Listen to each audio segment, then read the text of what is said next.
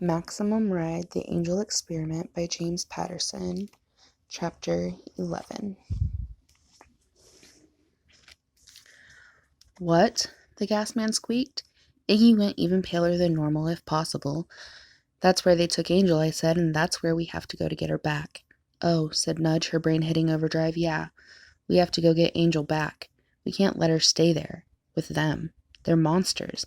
They're going to do bad things to her and put her in a cage, hurt her, but there's 5 of us, so the rest of us have to get...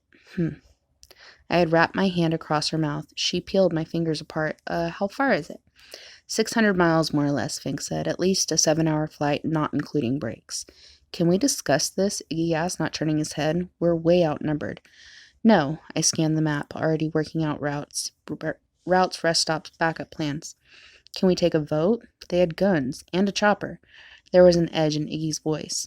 Iggy, this is not a democracy, I said, understanding his fear but unable to do anything about it. It's a maxocracy. You know, we have to go after Angel. You can't be thinking that we would just let them take her. The 6 of us look out for one another, no matter what. None of us is ever going to live in a cage again, not while I'm alive. I took a deep breath. But actually, Nudge, Fang, and I are going after Angel. You and the gas man, I need you to stay here. Hold down the fort. On the off chance Angel escapes and makes her way home. There was a moment of dead silence. You are so full of it, said Iggy, turning toward me. That's not why you want us here. Why don't you just say it? Tension was making my stomach hurt. I didn't have time for this. No, Angel didn't have time for this. Okay, I said, trying for a placating tone. It's true. I don't want you to come. The fact is, you're blind, and while you're a great flyer around here, where you know everything, I can't be worrying about you in the middle of a firefight with the erasers. Iggy's face twisted in anger. He opened his mouth, but got cut off. What about me? The gas man squealed. I don't care if they have guns and a chopper and erasers. She's my sister. That's right, and if they want her so bad, they might want you just as bad, I pointed out. Plus, you're a great flyer, but you're 8 years old, and we're going to be logging major hours. Jeb would never have made us stay, Iggy said angrily. Never, ever. I pressed my lips together. I was doing the best I could. Maybe not, I admitted. Well, we'll never know. Jeb's dead. Now everyone get your gear together. Part 2, Hotel California. Sort of. We clear on Plan B? I asked, raising my voice so Fang and Nudge could hear me over the roar of the wind. We were headed into the sun, south-southwest, leaving the Sangre de Cristo Mountains behind, streaking through the sky at a steady 90 miles per hour. If we hit a nice air current, we could add 20 miles per hour to our speed. The glory of flight. Fang nodded. God, is he ever the strong and silent type?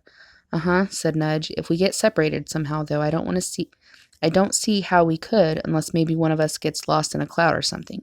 Do you think that could happen? I haven't ever been inside a cloud. I bet it's creepy. Can you see anything inside a cloud? I shot her a look. She paused, then quickly finished. We meet up at the northmost point of Lake Mead. I nodded. And where's the school? In Death Valley, 8 miles due north from the Badwater Basin. Her mouth opened to add more, but I raised my eyebrows at her. I love Nudge. Nudge is a great kid, but... That motor mouth of hers could have turned Mother Teresa into an axe murderer. You got it, I said. Good job. Did you hear that address? Could the school be located in a more perfect place, Death Valley above the Badwater Basin? Like, when we got there, we'd see a road paved with good intentions and have to cross the river Styx to get in. Wouldn't surprise me. The wind was undoing my braid, and chunks of long hair whipped annoyingly across my face. Note to self, cut hair short. The gas man and Iggy had been none-too-happy campers when we'd left, but I thought I'd made the right decision. That was the problem with this leader stuff. It didn't come with an instruction manual. Given what Angel was facing, their being unhappy was the least of my concerns. I glanced over at Fang and saw that his face looked serene, almost, well, not exactly happy. Fang's never happy, just really calm. I edged closer to him. On the plus side, flying is just really, really cool, I said, and he looked at me with half a smile of understanding. His dark wings moved powerfully, glinting faintly purple in the sunlight. The wind was whistling in our ears. We could see everything for miles. It was like being God, I imagined. Oh yeah, on the minus side, we're mutant freaks who will never live a normal life. Fang shrugged. Win some, lose some. I was too upset to laugh, but gave a wry smile and looked over at Nudge. She was 3 years younger than us, but was holding her own. Like all of us, she was tall for her age and skinny, probably weighing no more than 60 pounds, thanks to her strong, light bird bones. 90 miles an hour wasn't fast enough. The scientists at the school could do a lot of damage in 7 hours. Even so, I knew we'd have to take a break before we got there. If we were going to hit the school, we'd need to be rested, not hungry. I checked my watch. We'd been skyborne for a good 2 hours. I was already feeling empty, a little shaky. Flying burned energy like nothing else, and after a long flight, I felt like I could eat a cow. Fork optional. Even needing to get to Angel, we couldn't forget the basic necessity of eating. Max, Nudge's big eyes, the same tawny russet as her wings, looked over at me. I was thinking, here we go. I mean, right before we left, I just looked at Jeb's old files, and some of them were about us, or me. I saw my name on the page, my real name, Monique, and then, like some people's names, and then Tepisco, Arizona. Tepisco is right on the Arizona-California border. I found it on the map. Real tiny town, it looked like. Anyway, I was thinking none of us ever knew our real parents, and we've always wondered, or at least, I've always wondered, but I guess the rest of you too. Like whether they gave me up voluntarily, or whether... Nudge, I know how you feel, but those names might not have anything to do with you. We don't know if we were just test tube babies or what. Please, let's focus on rescuing Angel. No response. Nudge, yeah, okay, I was just thinking. I knew this one was going to come back and bite me in the butt. Her mouth was so dry, her head ached, everything ached. Angel blinked several times, trying to wake up. Above her was a dark brown plastic roof, a cage, a dog crate, a canine camper, size medium. Fuzzy thoughts pushed at her brain as she struggled to a sitting position. She knew where she was. She would recognize the chemicals, disinfectant smell anywhere. She was at the school. New wings and new wings, girl, new. Quickly, Angel turned in the direction of the thoughts. In a crate next to hers were two other children younger than she, their eyes too big for their hungry faces locked onto her. Hi, Angel whispered. She didn't feel any white coats around, just the scrambled, incoherent thoughts of these kids. Mouth, noise, girl, wings, new. The other children stared without answering, trying to smile. Angel looked at them more closely. She thought they were both boys. One had rough, scaly skin, literally scaly like a fish, but just in patches, not all over. Not a happy effect. The other one just looked like a mistake. He had extra fingers and toes and hardly any neck. His eyes were huge and bulging, and the hair on his head was sparse. It made Angel's heart hurt just to look at him. I'm Angel, she whispered. Do you have names? Noise, bad girl. Wings, bad noise. The two boys looked afraid, and they turned from her and edged farther back into their cage. Angel swallowed hard and was quiet. What had happened to Max and the others? Were they in cages too? A door opened and footsteps sounded on the linoleum floor. Angel felt the caged boys, trembling with dread, crazed, swirling thoughts of fear crashing in their brains. They huddled together at the back of their cage, but the two whitecoats stopped in front of Angel's. Oh my God, Harrison was right, one whitecoat said, hunching down to stare at Angel through the grate. They got her. Do you know how long I've wanted to get my hands on this one? He turned excitedly to the other whitecoat. Did you ever read the director's precept report about this recombinant group? Yeah, but I wasn't sure I believed it, said the other whitecoat. A woman. Are you saying this is Subject 11, this little girl? The first whitecoat rubbed his hands together with glee. You're looking at it. He leaned forward to unhook her cage door. Come on, little thing. You're wanted in Lab 7. Oh, yes, man, when I section her brain. Angel winced. Then rough hands dragged her out. Pathetic relief washed through the boys that it was she who was being taken and not them. Angel didn't blame them one bit. Max, I'm starving. I had been ignoring my own ferociously growling innards for half an hour. There was no way I was going to break first and give Fang the satisfaction. I don't think so. But I did have an obligation as leader to take care of Nudge. As much as I hated to stop and lose time, it was reality.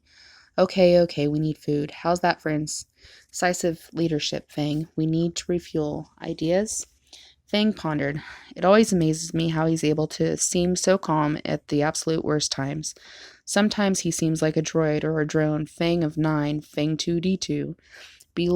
Below us were mountains, the San Francisco peaks, according to our map. Our glances met. It was creepy how we knew what each other was thinking so much of the time. Ski slopes, I said, and he nodded. Summertime, empty vacation houses. Would they have food? Nudge asked.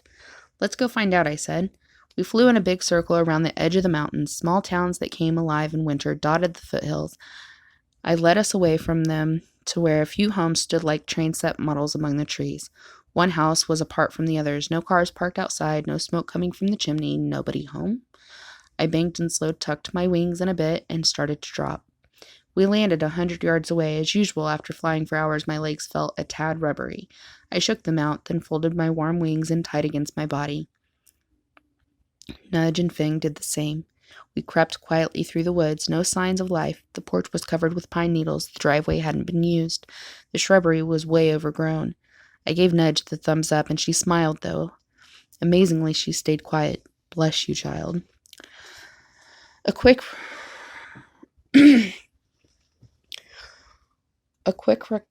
reconnaissance revealed no alarm system I could see. No red light blinking inside for motion detectors. This wasn't a big fancy house worth alarming. Anyway, it was just a teeny tiny vacation cottage. With my pocket knife, I slid a window screen and unhooked the latch. The screen lifted off easily, and I set it carefully against the side of the house. A thoughtful burglar, that's me. Then Fang and I shook the old wooden window frame until the lock at the top jiggled open. Fang climbed in first, then I boosted Nudge in. Then I scrambled in and shut the window. Dust covered everything. The fridge was turned off, its door open. I started opening kitchen cupboards. Bingo, I said, holding up a dusty can of soup. Oh yeah, pay dirt. Woohoo, cans of beans, fruit, condensed milk. Whatever that was, it sounded bad. The ever-popular ravioli. We're golden. Fang found some dusty bottles of orange soda, and we popped those suckers open. But let me tell you, there's a reason people serve that stuff cold. Half an hour later, we were sprawled on the musty couches, our eyes at half-mast, our bellies way too full. Ugh, Nudge moaned. I feel like concrete. Let's take 10, rest a bit, Fang said, closing his eyes. He lay back against the couch and crossed his long legs. Digest a minute, we'll feel better. I second that motion, I muttered, my own eyes closing. We're coming, Angel, in a minute. Let's throw all their stuff into the canyon, Iggy said, and angrily punching a door frame. Having to listen to the rest of the flock leaving while he sat around being blind was more than he could stand. I think even their beds would fit out the hall window. The gas man scowled. I can't believe I have to stay home while they go off and save my own sister. He kicked a worn red sneaker against the kitchen island. The house seemed empty and too quiet. He found himself listening for Angel's voice, waiting to hear her singing softly or talking to her stuffed animals. He swallowed hard. She was his sister. He was responsible for her. An open bag of cereal lay on the counter, and he dug out a dry handful and ate it. Suddenly he picked up the bag of cereal and hurled it at a wall. The bag split open, and Fruitios sprayed everywhere. This sucks, the gas man shouted. Oh, did that just occur to you? Iggy said sarcastically. I guess you can't fool the gas man. He might not look like the sharpest tool in the shed, but... Shut up, said the gas man, and Iggy raised his eyebrows in surprise. Look, this sucks so bad. Max left us here because she thought we couldn't keep up. Iggy's face stiffened. But was she thinking about what would happen if the erasers came back here, the gas man asked. Like, they got Angel not far from here. They saw all the rest of us, so they know we must be somewhere in the area. Why wouldn't they come back for us? Huh, Iggy said thoughtfully. Of course, it would be hard to find this place, and even harder to get to it. Not if they have a chopper, the gas man pointed out, which they do. Huh, said Iggy, and the gas man felt proud that he had thought of all this before Iggy had, even though Iggy was older, as old as Max and Fang, nearly ancient. Does that mean we have to sit here and take it? The gas man asked, pounding his fist on the counter. No, we don't have to wait for the erasers to come get us. We can do stuff. We can make plans. I mean, we're not useless, no matter what Max thinks. Right, said Iggy, nodding. He came to sit next to the gas man at the counter, his feet crunching over dry cereal. Yeah, I see what you mean, so to speak. I mean, we're smart, we're tough as nails. Max might not have thought about keeping the camp safe, but we did, and we can do it. Yeah, now you're talking. But how? We could make traps. Do sabotage. Bombs. The gas man rubbed his hands together. Iggy grinned. Bombs are good. I love bombs. Remember the one from last fall? Almost caused an avalanche. That was to make a trail through the woods. Okay, there was a reason for it. Max approved it. The gasman pawed through a hill of ancient newspapers, piles of junk, someone's old socks, a long forgotten bowl that had once held some sort of food substance. Oops. Until he found a slightly oil stained memo pad. Knew it was around here, he muttered, ripping off used sheets. A similar search revealed part of a pencil. Now, we need a great plan. What are our objectives? Iggy groaned. Oh no. Years of Max influence are taking their toll. You sound just like her. You're like a Maxlet, a Max Katir. The gas man frowned at Iggy and started writing. Number 1, make firebombs for our protection only. Number 2, blow up demonic erasers when they return. He held the paper up and reread it, then smiled. Oh yeah, now we're getting somewhere. This is for you, Angel.